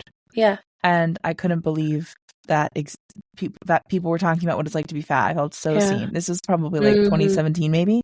And then I Googled her and I found the book and I bought the book and it changed my life. Representation is so important. Yeah. It really, really is. And she has this whole passage in this book where she goes through every place she saw a fat person on screen and what it taught her about fatness. And that's that was like the seed that sprouted my podcast. Yeah, absolutely. For me, what started is because I love horror. It's my favorite genre. Oh boy. And the way fat people are represented in that genre is, awful, horrendous. Yeah. And so I wrote an article about it and it did really well. And I thought, people actually want to speak about this. This is really cool. So I thought for a long time it was just me. Like most things, it was just me. And then I realized when I put that out there, I was like, oh no, people really want to talk about this. And that's where like the podcast started coming out. And I was like, this means a lot to people. And like kind of like you're saying, like it's that representation. It's, other people think the way I do. Other people care about this like the way I do. That's so cool. Other people are having the same experience, really. Yeah. Yes, absolutely. So many of the places you see fat people represented in media, it's for thin people. Yes, it's not for fat people to relate. That's a really good point. Yeah. Shrill being one of the few exceptions. Yeah. So yeah, it's like we really need to be talking about it and processing it and building community around it. Yeah. And I think that's what's amazing, about social media is I think for the longest time I thought I was on my own, and the way I used to think about myself and the way I used to look at myself and doing a lot of unlearning and then figuring out, there's a real positive space for fat people. You just have to find it. And that's when you realize, because it could be so isolating, the fat experience. If I had seen just one of those like fat couples when I was a kid, it would have changed my life. Like, you know what I mean? 100%. And not always be the fat bloke with the thin wife. Right. This could be a bit of a meatier discussion, because we spoke about earlier about how this was widely recognized during awards season. I think it got like a stupid 14-minute standing ovation at Venice, which I never understand, because it stood there for 14 minutes just clapping. Walked out. I'd just be like, nah, mate. But then one of the awards it won was best makeup at the Oscars for the use of a fat suit, and this is in a year where I believe 4 of the nominations, or at least 3, maybe 4 of the nominations were fat suit related. Yes. So you had The Whale, you had The Batman for Colin Farrell as Penguin, and he's got his own film coming out as well, The Penguin. I was like, oh, fantastic, I get to see that again. I'm so happy. There's what other films were out at that time? The way I didn't know who he was in The Batman, and then he showed up and I was like, are you fucking kidding? So this is what I cannot understand about fat suits, Abby. If you're going to put a thin actor under that much prosthetic to the point where you don't know who that is, then what is the fucking point? Because, okay, I'm not trying to say that. It's the gimmick. Yeah, I know, because you're like, this really hot actor is now this, quote, can you ugly. Believe the transformation? The transformation. Yeah. It just drives me mad. Just get a fat guy. Just get a fat actor. They are ready, I have a theory about waiting to go. About our existential need to see bodies transform. Oh, tell me about it. Because I think, you're trapped in your own body until you die. Yes, we as human beings are. That's how it is. How many times have I wondered, what if I woke up in someone else's body? So many, especially as a fat kid. But I think people have sort of an anxiety around that, and also the knowledge that bodies change, so you don't get used to it and then have it be whatever. It does change as you get old, and I think we have a real fascination with that, and people find it therapeutic in both directions to see an actor transform for a role. Maybe I'm not so trapped in this body if this person can make this transformation. Maybe there's hope for me to change and transcend this body. But also the idea of it's sort of like an exposure therapy for, this is I have no psychology background, by the way. This is absolute speculation. Yeah. To be clear. Disclaimer. I keep trying to put shit like this in my essays. My professor's how are you going to prove this? And I'm like, I can't. If you give me the funding, I can do my own research. We'll figure it out. I don't even want to, though. I'm too lazy. But this is my theory based on, I guess, my own personal experience and how I see people talk about it, and what I can analyze and read into how people talk about it.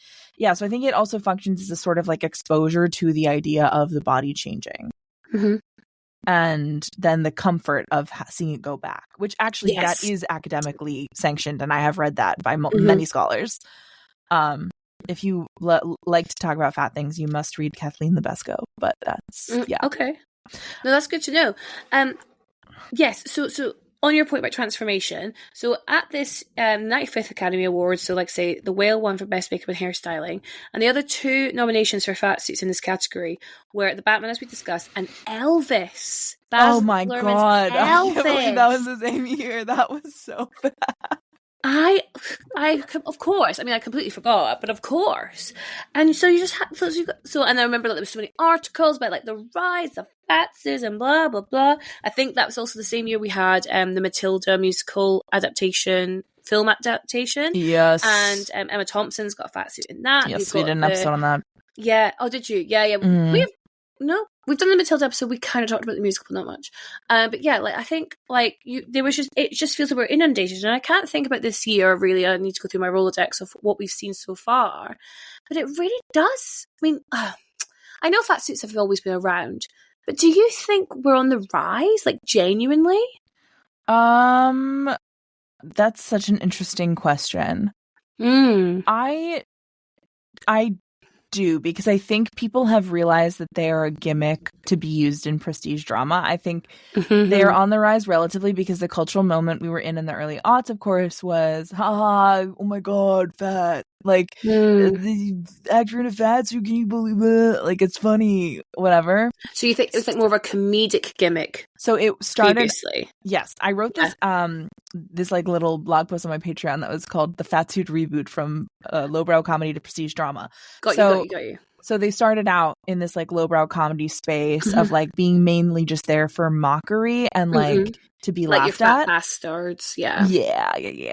And then once there was a sort of more of a rise of body positivity, and I think Fat Amy is kind of a cultural reset here, and Melissa McCarthy movies, it was like, oh wait, no, we can use real fat people to do that, and like because we can couch it in empowerment, and that makes it okay. And then slowly we started to see fat suits being used more and more as like this prestige drama thing, and every time it happened there was a ton of media coverage, and it was it's become a big gimmick for like Oscar season, obviously in the case of The Whale.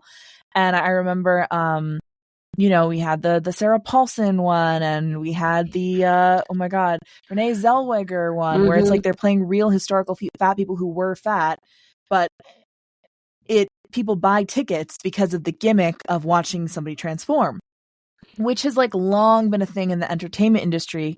I think we're just having a specific fat suit moment of that right now. And of course, when people see one thing wins Oscars and sells a lot of tickets, they're going to continue to do it. So I do think that in that way, we have they're now like on the rise. But there was a period there from maybe like 2010 to 2015 where they were not doing fat suits. Yeah, it was rare, right? Yes. Yeah. So okay, you're right though. It's like body change, commitment to the craft, and it's like it's an emphasis of good acting, of being unrecognizable. That's the idea. It's the ultimate feat of acting. That's a really good point, because one of the criticisms when we have these actors who can no longer transcend their star, and I always bring up Tom Cruise and I make this example, because now Tom Cruise is Tom Cruise. He couldn't do a film where he quote unquote transforms, because he's almost too big for that now. Who knows? Maybe. But the whole point of the transformation is it's Tom Cruise. And that juxtaposition is what's satisfying. Yes, because then if you think of him in Tropic Thunder, where he is in a fat suit, everyone was like, oh my god, I can't believe that's Tom Cruise. Right. Yeah. Fun. Okay. Yeah. And I think the part of body positivity that went mainstream made people say, oh, well, we can't just make fun of fat people anymore. We have to, you portray them in some sort of different way. Yes. Not realizing that it is actually still not great to fat people to never let any of them become actors. Yes. Well, this is it. Going back to that quote I was quoting Darren Aronofsky earlier on, this is a bit about makeup. So, he said that actors have been using makeup since the beginning of acting. That's one of their tools. And the lengths we went to portray the realism of the makeup has never been done before. And then he went on to talk about the whole how people with obesity are treated, blah, blah, blah, blah. So on that, makeup is a tool, 100%. And I had an acting friend actually guest on this pod, and she mentioned about how when you put a costume on, for example, it really helps you get into kind of the physicality of that character. Yeah. Right? So then, we're just playing devil's advocate. Therefore, putting on a fat suit, Brendan Fraser, I don't have the quotes right in front of me, but I know he was said to say, like, putting on the weight of Charlie really helped him get into that headspace. Yeah. So didn't you? No. I don't really know where to go, but I would love to hear your thoughts. No. Tell me the rest of what you were gonna say. So I just think, like, with that, you know, I don't disagree with his method. Yeah. I can only imagine. I'm not an actress. I can only imagine, you know, that would help you get into that frame of mind. But at what cost? You know, the fat suit that's portrayed in The Whale, it's just so gratuitous. I don't know. I just don't know how I feel about it. I mean, I don't like it. But then I'm also like, you know, you said it earlier. But if they had to make this film, there is no alternative. Yeah, really. Because putting a person who is actually fat through that is horrifying, but I guess it's like, it's up to the person, right? Like, it's like, you know what I mean? But they would never do that because that person doesn't have a big enough name to sell tickets because they don't get any other roles to help them build that name. Well, yeah, absolutely. I mean, this is the kind of chicken and egg situation, isn't it? I do have this quote from actor Daniel Frances, who is Damien in Mean Girls. So he told People that he and other larger gay actors are generally overlooked for roles, even when they have the direct life experience. He said he was conflicted because he loves Brendan Fraser and wants him to have his moment, but the casting choice represents a wider issue. Quote, to finally have a chance to be in a prestige film that might be award nominated, where stories about people who look like us are being told, that's the dream. Frances said, so when you go time and time again and cast someone like Brendan Fraser, me and the other big queer guys were like, what the? We can't take it. That's really fucking well said. Yeah. And he's right. Because, okay, no shade to Brendan Fraser, right? Because I'm very happy he's back in our lives, and you know he's a big staple of quite a few of our childhoods. But he isn't. He wasn't A-list. This film, this was his comeback vehicle, right? Right. So they weren't. Well, no, were they? You could argue they weren't necessarily banking on his name recognition in the specific role. I mean, they were though, because he's got that old nostalgia that people are, and people know what's happened to him. And I know, you're right. They're ready to, you are right, and it so was I do part think of that's why the they PR did trail, wasn't it? Oh yes, yeah. No, you're right. But I do think there's definitely a conversation to be had about like whether we should perhaps see if a gay actor could play this gay character first. You know, like, I mean, this is the thing, isn't it? It's just like representation. Like, you know, there's so many levels where they could have had some really positive, like, representation and get some marginalized actors out on our screens, and they have chosen, like, this is the thing, these are choices that are made, right? They have chosen not to do that. One of the most horrifying things I read, Abby, when I was doing my research for this was Tom Ford was originally attached to direct this film. I've got nothing against Tom Ford as a director, you crack on. But James Corden was originally meant to be Charlie. Oh, God.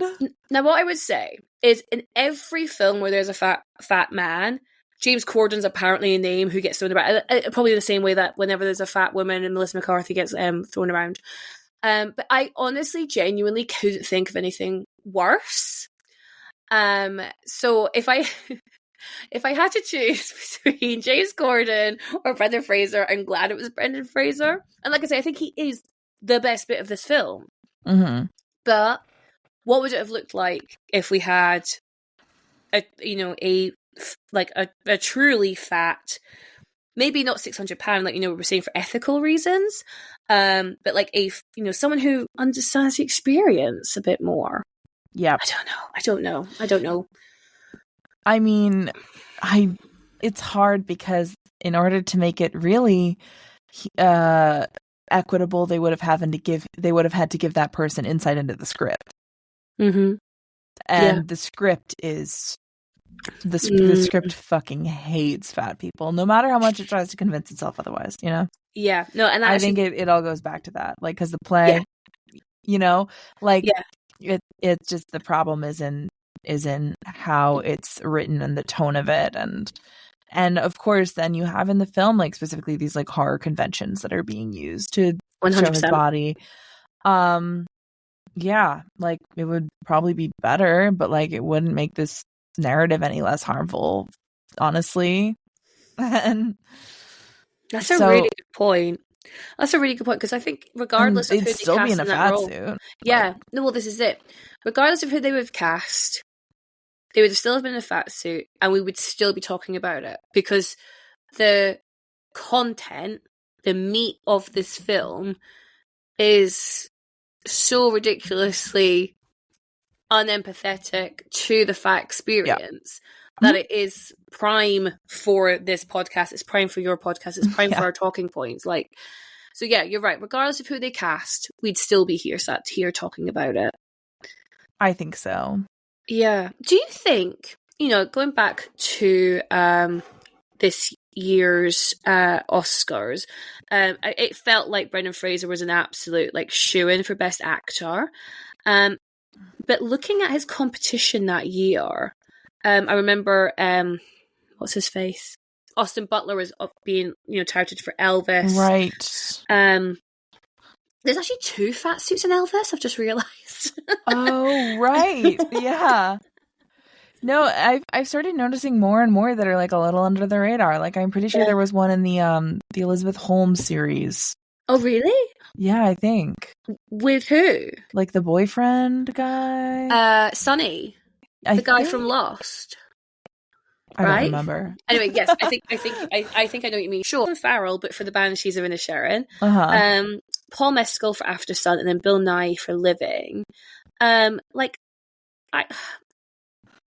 be fair, that's actually quite a good category.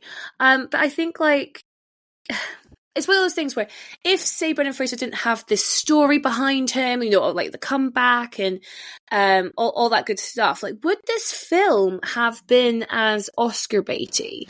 No, I don't think so. No, do you think that's like a big part of it? I mean, I think if it was an unknown actor, probably not in the same way. Yeah. Hold on, was Aronofsky even nominated for director? Sorry, I'm going down a rabbit hole now. Best director. No, okay. Oh, there's some good in this world. Honestly. No. Yeah. Well, they just won for actor and makeup, I believe. Yeah, I was just looking at the other nominations. So, like, nothing for, like, screenplay, and then nothing for a director. So, I mean, you know what? Say again? For good reason, because I think that it's a weak script. So Small Miracles. No, Small Miracles. No, it's like, so, I mean... Yeah. I think there's a lot of flaws in the writing. No, I and totally agree. Not that I could do better, or that I know what I'm talking about. I just think that. But I mean, the thing is, we all watch films. Yeah. So we know. I've read also a lot of plays. And then you've got the play background as well. Like, we all know what good dialogue sounds like. I think it's fair. I doubt Samuel D. Hunter's going to listen to this podcast. Yeah. Hope not. I think we're fine. He's like, I must track down everybody who talks about my work. Constantly Googles, like, the whale criticism. No, he'd never have time to write any more plays. Literally. Okay, so then my last point I wanted to touch on was, again, we've spoken about it throughout. This film has been accused by some as being fatphobic.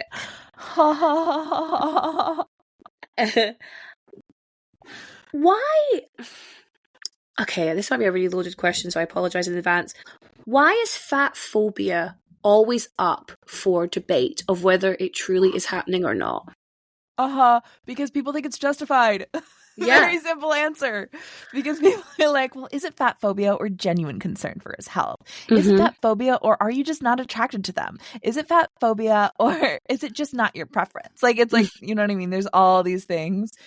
And it's, people say all these things because in the back of their mind, they think, is it fat phobia, or should we not be too soft on the obese? Like, it's that.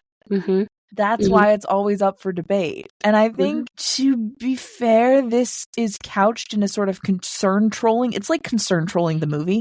No, it is. It is. And also, I know fat phobia is not just about fear, But this movie is also like fat phobia, the movie, because again, it's a thin person's nightmare, portraying all of the fears you could possibly have about becoming very fat. So that's my thought, is that people just really secretly think fat phobia is deserved, and they have a big attachment to watching fat people be punished. And that's conditioned into us with movies like this.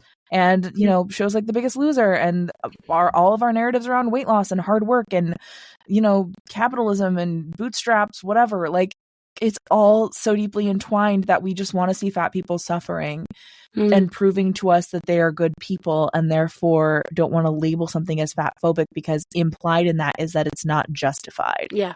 Because otherwise it's just bullying, right? Yeah. And that's the thing. I come back to time and time again, just with my own experiences, is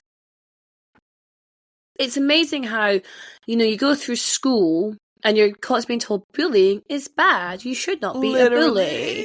And then for some reason they become an adult, and then bullying is totally allowed as long as you perceive that person to be unhealthy deserving, or not living their best life. And I'm using air quotes there because what the fuck is that? Yeah. And I just think, like, but if they don't care about themselves, then I should be able to say whatever I want.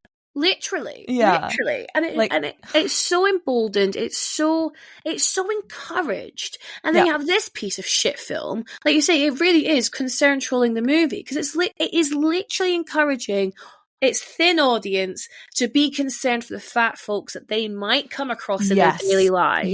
Yes. It is saying being fat is so horrible and only you can save the fat people. Like, you know what I mean? Yeah. That was what I said when I walked out of the theater. I said, this is going to teach, what is this going to teach thin people? It's going to teach them fat people are like in a bad way and they're so sad and pathetic and only you can save them. Yeah. Yeah. Oh, it's rough. Oh, it's rough. Yeah. No, I totally agree. I think it is the most fat phobic film I've ever seen in my life. Yeah. I'm trying to think if it's the most fat phobic film I've ever seen in my life. I got to do a rewatch of all the early aughts Eddie Murphy movies, and then I'll get back to you. Coming soon to this podcast, we are discussing The Nutty Professor. Oh, I'm about to do a Norbit episode myself because I've never seen it. I've never seen it. I'm writing about it in my dissertation, so are you? That is going to be fun. Oh my lord! But good luck. Yeah, that one's really bad. But it might not be as bad as this, honestly. It really might not. I don't think I can think of a worse one than this. I think this is the thing, right? Because it depends, like, you know, pick your poison, right? Do you want to be ridiculed, or do you want to be, like, fucking preached to? Yeah, like, you know what I mean? It's just, I couldn't get over its holier than thou-ness. It's definitely the Precious school of fat representation. Yeah. I do feel that it is very much made in the image of and in conversation with Precious. Yeah. That's a really valid point. Although I think Precious, frankly, has a little more nuance than the one. No, it does. Though it does. And because there are moments in that film, which we also did an episode on a while back. Oh my gosh, usually my podcast is mostly interview, but we have been doing lately some media, discussions. But when I have Hannah on, we're doing an interview because I need to know more about her life. No, you're going to find out a little bit more about me. I'm so excited. No, I'm excited. But anyway, so we did do one on Precious. And the thing about that movie is it's definitely the same sort of trauma porn. Yes, 100%. And pity porn and poverty making porn. It clear that she's a good person who's just stuck in this terrible body. But then there are these moments where she has fantasies, and in some of them she's like a thin white girl, but in some of them she's herself and is like looking fierce and being cool. So even just those moments, I think, are positive. Yeah. Yeah, totally. There's like one where she's on stage and she's like dancing with this hot guy, and it's like she looks incredible, and it's like her fantasy, but the fact that it even exists as a fantasy on screen. Yeah. I hear that. Yeah. And of course the whale is devoid of that. There is no hope. In Precious, there's hope, even though at the end she's going to die in a year, but it feels like a much more hopeful ending.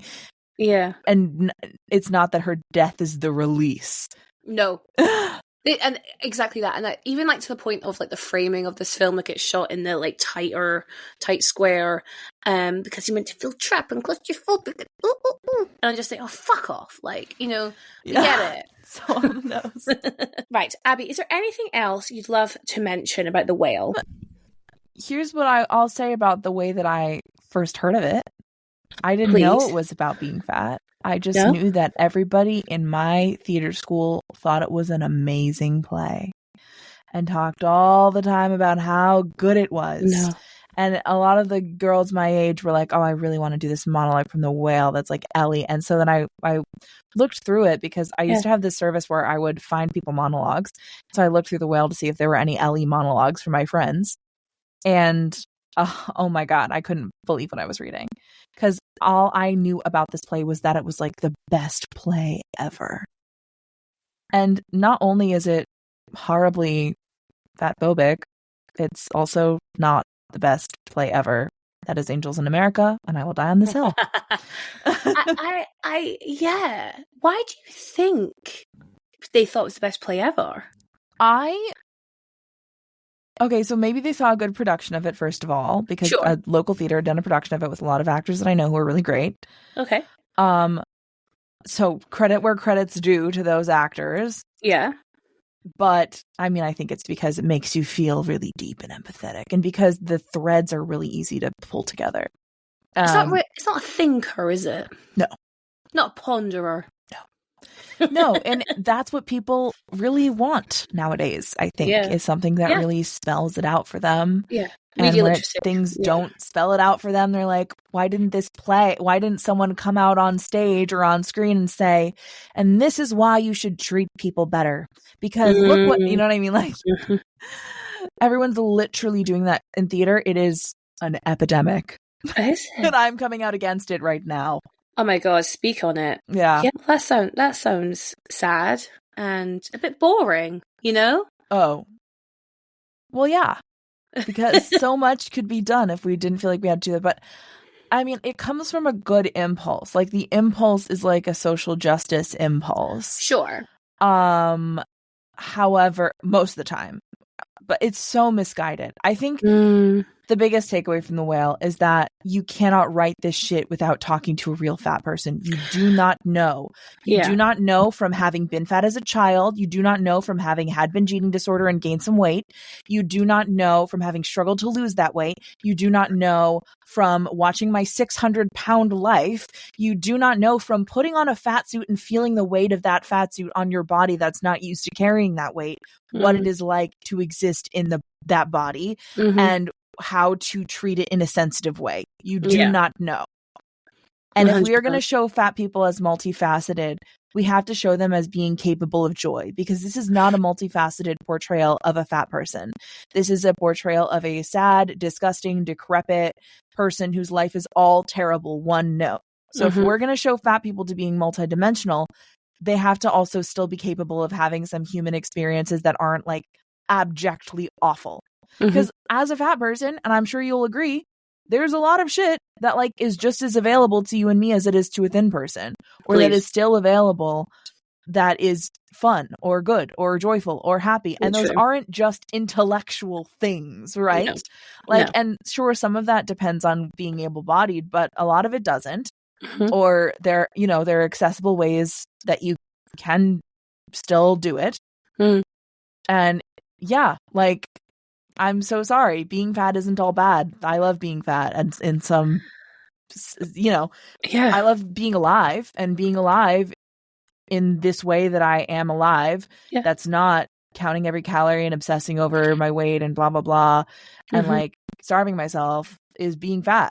And I like being alive enough that that's okay with me. Yeah. So, yeah. That's it. And it does feel like, I don't know what it's like to be 600 pounds. Maybe I shouldn't say that. But this film doesn't know either. Exactly.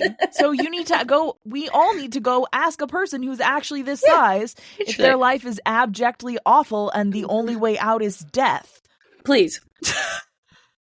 No, like, I think that's it. This is it. Like, I can appreciate this is to some extent autobiographical. But like, even if you are writing things autobiographical, like, but he's extrapolated his experience and amplified it up to £600 and never even considered what someone like that would potentially even feel or go through and how their own lives are impacted by it.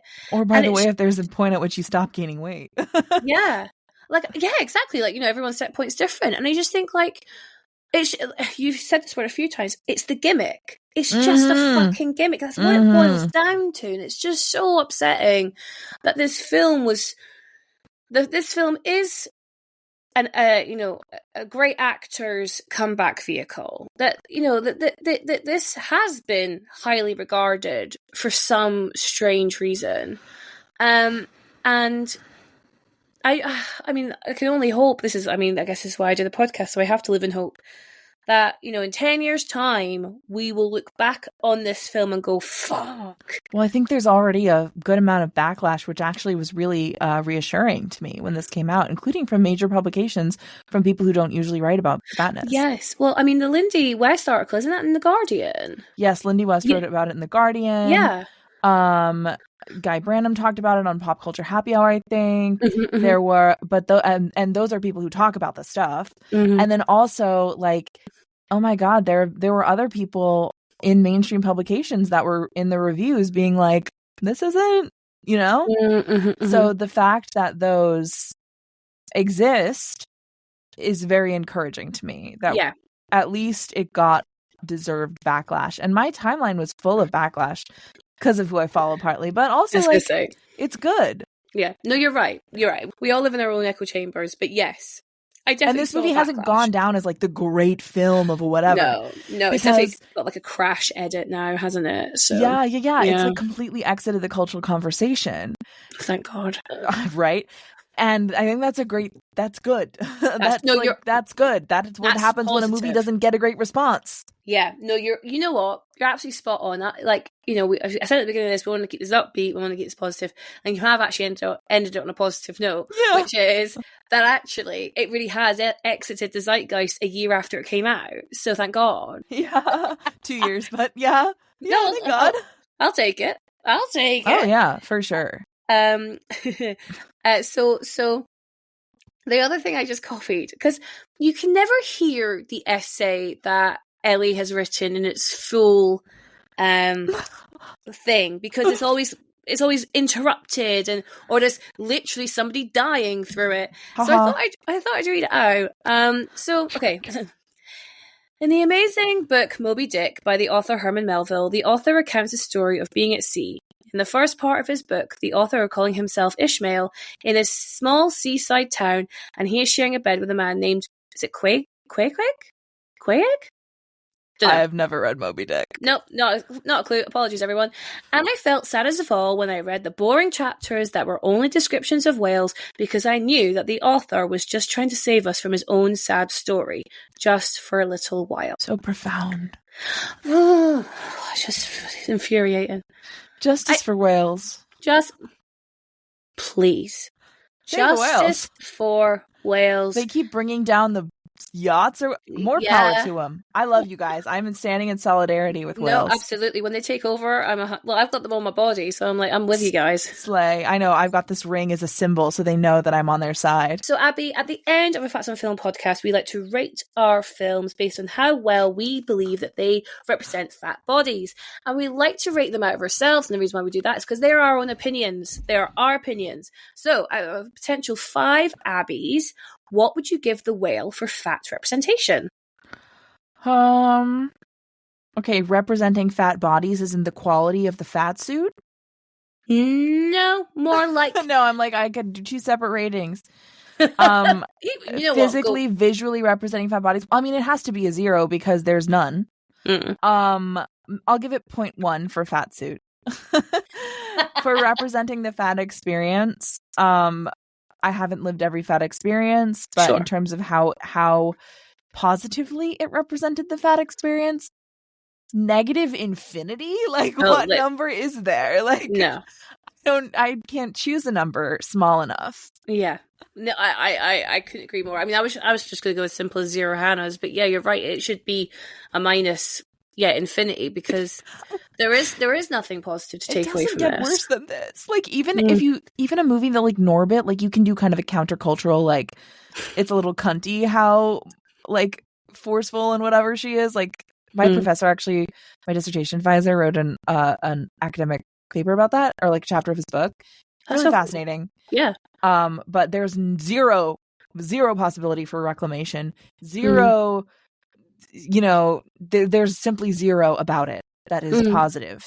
And even in the ways in which it purports itself to be showing a person who is good, it is emphasized over and over again that he is good despite his fat body not in tandem with it. I couldn't agree more. I could not agree more. He has a thin soul. Yeah. It reminds me, like, there's that scene, isn't there, in like the first episode of Shrill, where like that woman comes up to Eddie Bryant's character and grabs her by the wrist and says, I know that there's a thin person inside this body that was desperate to come out. And I was like, it's very that. I have thick wrists, by the way. I have very thick wrists. I think I've got quite so I've got quite small hands. I've got like baby hands. So I think I've got like relatively small wrists. But that, no. I could never fit the same bracelets as my friends growing up. So even like your, refuge in the accessory department of like the shops. Well, and rings. I mean, hello. Yeah. No, you couldn't even have that. No. Well, basically my solution was to kill myself to try and fit in the biggest straight size. I know. So that's what I had. And I still, to this day, I don't wear much jewelry or accessories, so. No, I ended up just getting tattoos, and that's like my jewelry. So, thank you so much, Abby, for joining me on this. I mean, I want to say exploration, but let's be honest, it's been more of a rant. I hope a very fruitful rant, but it's been value add for our listeners. Can you please let me and the listeners know where they can find more of you and your work? So my podcast is called More Than Tracy Turnblad. It's on all podcast platforms. You can find me on TikTok at More Than Tracy T. That's kind of my personal, but it's also kind of the podcast. But all the other podcast handles are More Than Tracy T. Really, we mainly do TikTok, Instagram, and Twitter. I will never say X. I also have a personal Instagram at Abby Rose Morris that you can follow. And I have a website, abbyrosemorris.com, if you would like to hire me to voice act. Oh my god, that's so cool. Right, yes, I will have the links for everything that we just mentioned in the show notes below. So it's super easy for the listeners to go find you. And the listeners can find me, or the podcast, at Fats on Film on Instagram and Twitter. And then they can find me, where I do all my plus size fashion stuff, at Queen Bee Says on Instagram, TikTok, and Twitter. Thank you so much for listening, everybody, and I will catch you in the next podcast. And remember to stay fat.